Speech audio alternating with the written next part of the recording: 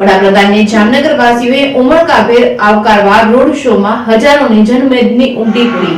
વિકાસની વિવિધ પ્રકલ્પોના લોકાર્પણ તથા ખાતમુહૂર્ત માટે હાલારની ધરતી પર પધારેલા વડાપ્રધાન નરેન્દ્ર મોદીનો જામનગર ખાતે ભવ્ય રોડ શો યોજાયો હતો।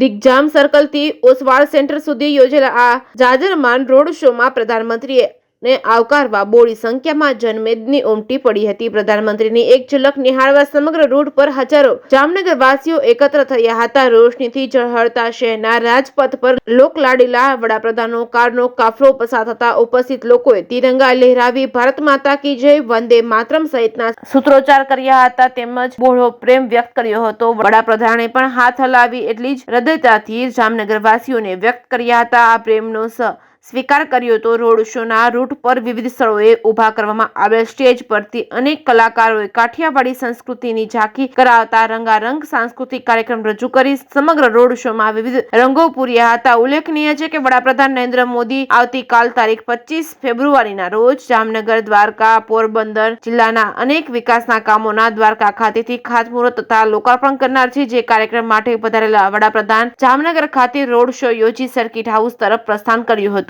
Reporting by Harshal Khanderia, Jamnagar.